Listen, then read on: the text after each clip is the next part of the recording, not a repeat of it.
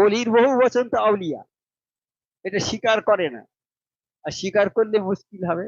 আজান কাশি রহমতুল্লাহ একজন কামেল অলি, এটা মানতে পারে না।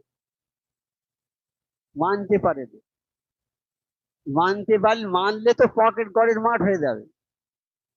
হ্যাঁ, এসো, কত শক্তি আছে, আল্লাহর খেদমত করো না দেখি, বিনা পয়সায় করো, মানুষকে হেদায়েত করো, হেদায়েতের কথা বলো। হেদায়েত করার ক্ষমতা আমাদের নেই, আমার আল্লাহ যাকে হেদায়েত করবে সেই হেদায়েত করবে, তাই হেদায়েত, মানুষকে হেদায়েত করবে, বিনা পয়সায় করো। পয়সা নেবে কেন? তোমার না খাওয়া চলে, বলবে বাবু আমার গরিব মানুষ, খাওয়া হয় না, দাও কিছু টাকা, দেওয়া হবে।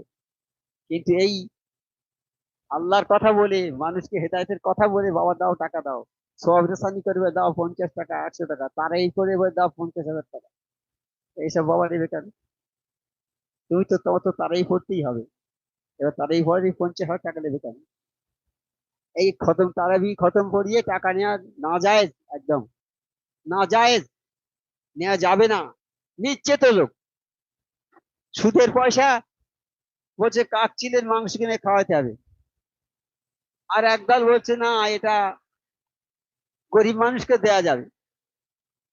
হ্যাঁ বাবা, গরিব মানুষ কি মানুষ নয়? যে মানুষটাকে আমি দেবো সে হয়তো আমার চেয়ে উত্তম হতে পারে না, তাই আমি ভালো মানুষকে একটা এই সুদের টাকা দিয়ে দেবো? তুমি যেটা খেতে পারো না সেটা একটা লোককে দেবে? একটা হাদিসে বলে গেছে না, তুমি যেটা পছন্দ করো তোমার ভাইকে সেইটা দেবে, তুমি যেটা পছন্দ করো না তোমার ভাইকে তা দিতে পারবে না।